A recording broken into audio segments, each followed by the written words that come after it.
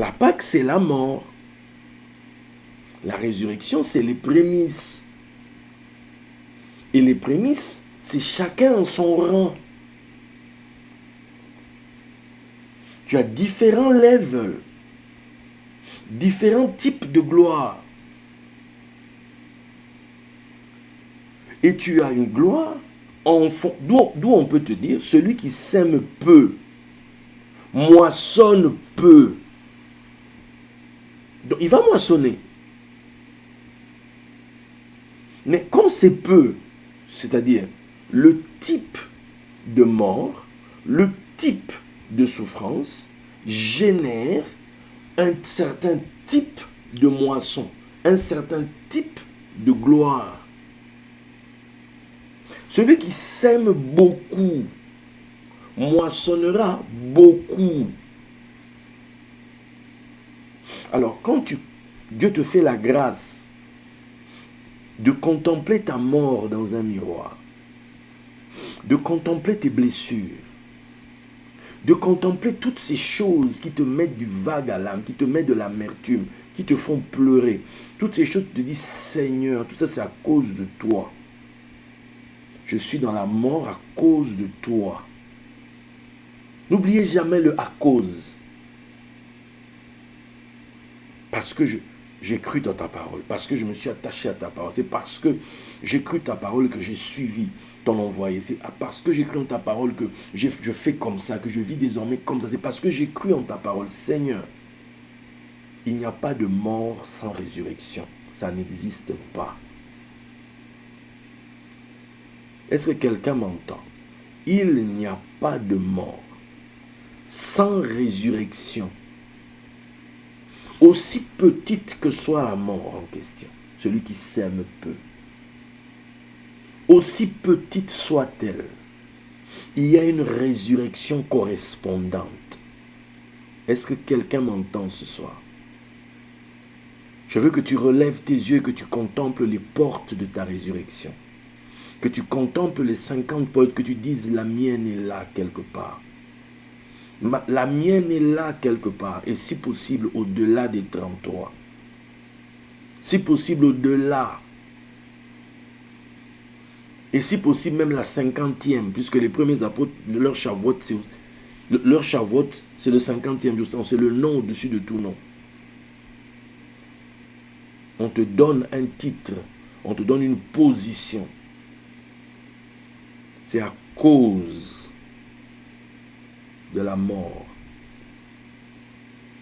Vous savez,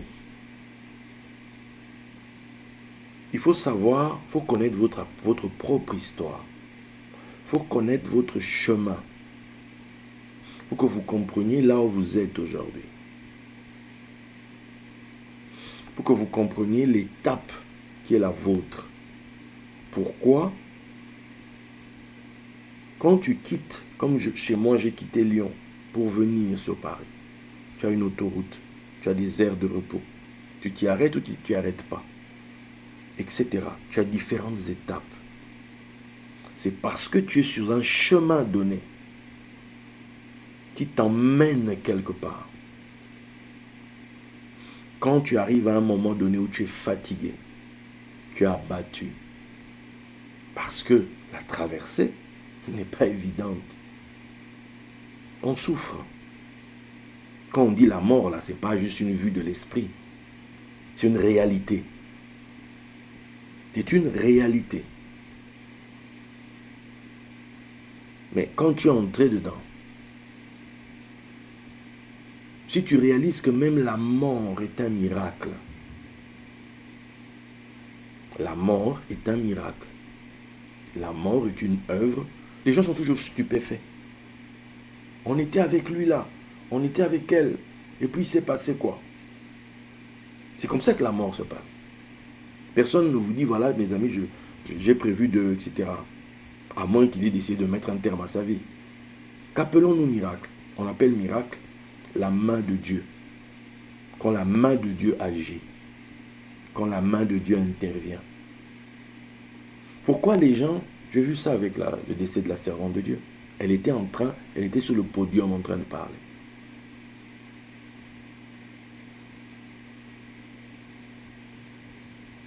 Quand tu entends les témoignages, comment la veille, elle a fait ceci, elle faisait ça, etc. Elle est en train de préparer l'anniversaire de son mari. Ils étaient en train de préparer l'anniversaire du mari. Et le mari, ils avaient prévu de l'emmener pour la première fois au Congo. Ils avaient déjà réservé l'Hilton. Tout était prévu, tout.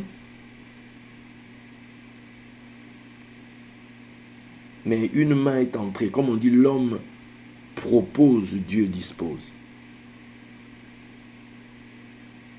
La main divine est entrée en scène et a mis tout le plan par terre. Et vous êtes tous, comme on dit, KO debout. Parce qu'à ce moment-là, tu dois préserver ta foi. En ce moment-là, tu dois trouver un appui. À ce moment-là, moi je suis en train de prêcher. Comme maintenant là. Mon téléphone sonne. Ma soeur m'appelle plusieurs fois. En face de moi, il y a Isabelle. En face de moi, il y a d'autres personnes qui sont là, au Bourget.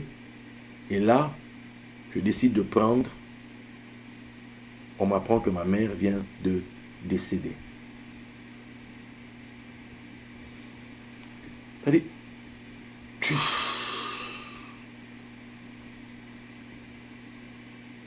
quelque chose est entré en scène et a bouleversé le jeu. La main de Dieu.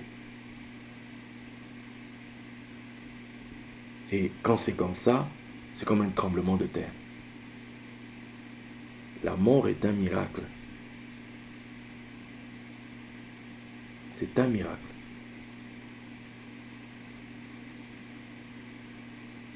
Mais à l'instar, tu vois, il fait naître, il fait mourir.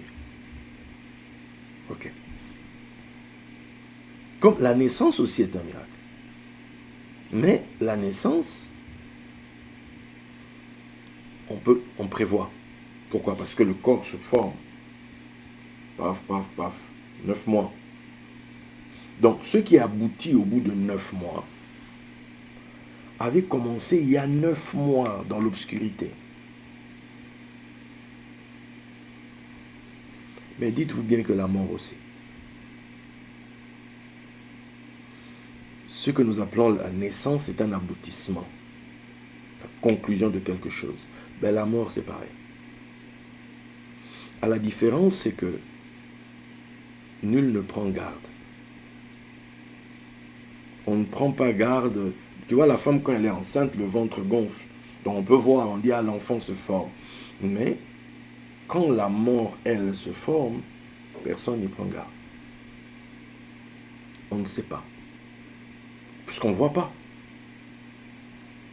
On ne fait pas attention. Et puis un beau jour, bim, la mort entre en scène. Tu perds ça, tu perds ça, tu perds ça, tu perds ci, tu perds ça, tu perds ça, tu perds ça, tu perds ça, tu perds. Tu perds les choses. Et puis quand la mort est passée, tu vois, je passerai. Mais qui passe?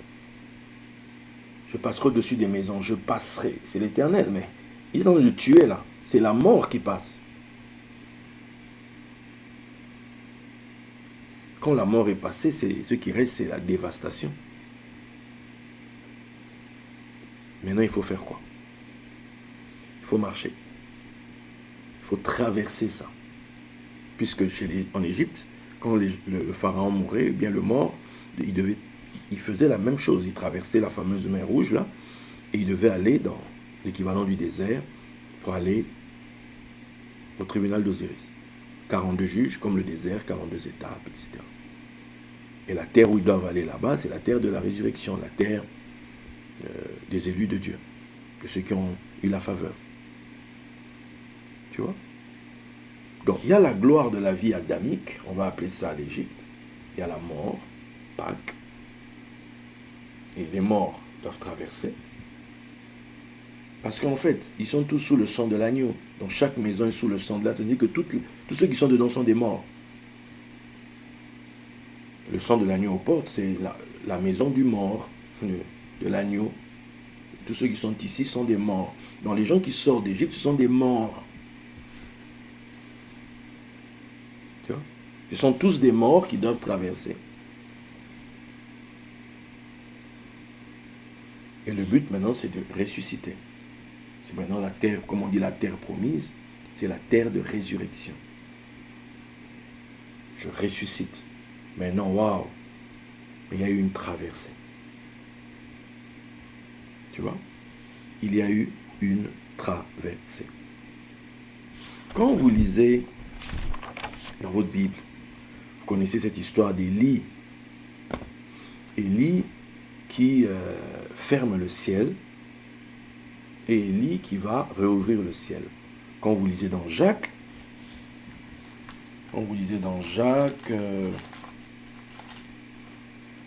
Jacques 5, verset 17, Élie était un homme de la même nature que nous, il pria avec instance pour qu'il ne pleuve point et il ne tomba point de pluie sur la terre pendant 3 ans et 6 mois. Donc, quand Élie ferme le ciel et qu'il ouvre, il y a 42 mois. Il y a 42 mois. Donc, quand il ferme, donc c'est l'image de quoi? De la mort. C'est la mort qui commence. Quand il ouvre, c'est la résurrection.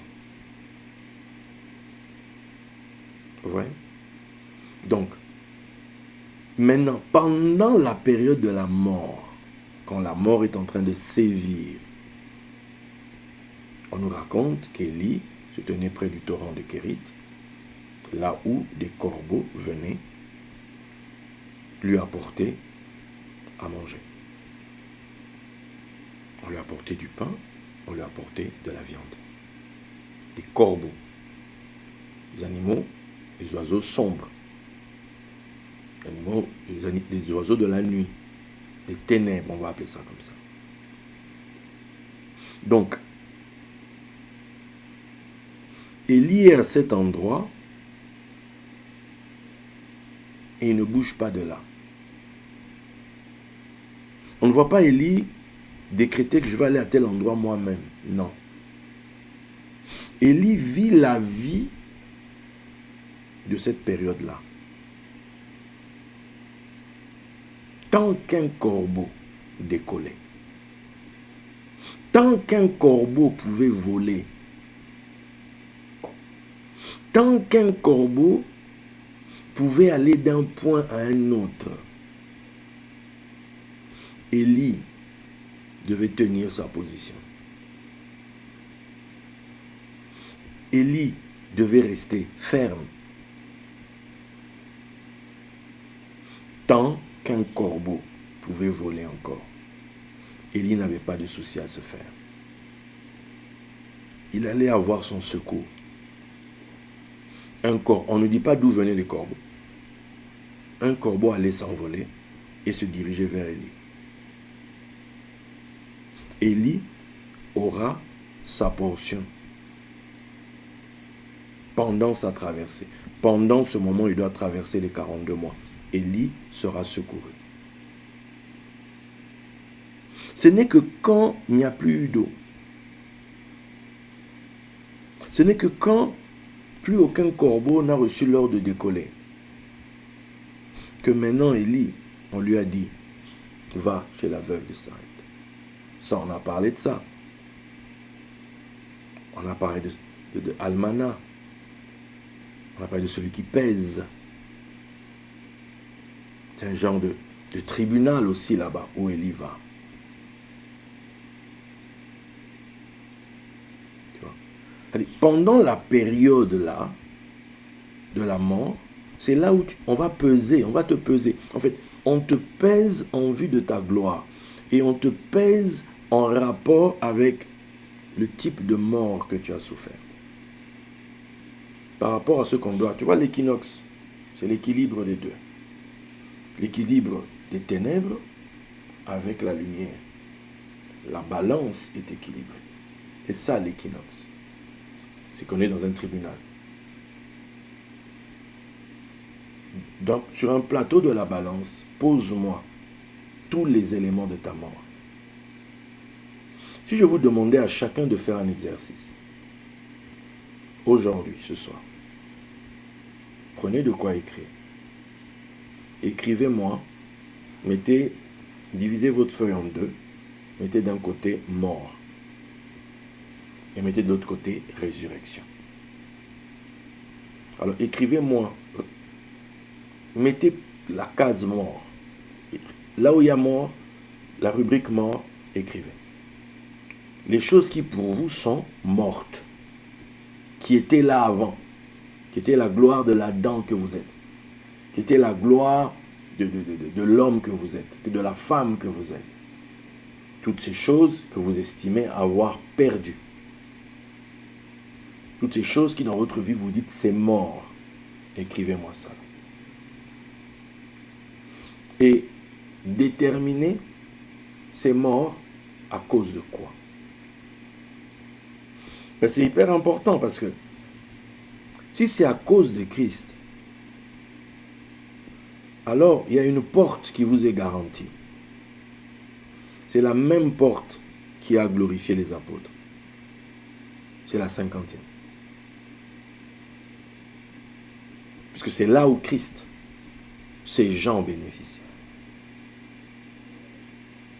En tout cas, c'est la partie des 17 d'en haut. La partie Tov. C'est hyper important de déterminer à cause de qui. Cette mort est là à cause de qui? Est-ce à cause du Seigneur? À cause de sa parole? À cause d'une personne? D'un ami? D'une amie? D'un parent? Etc.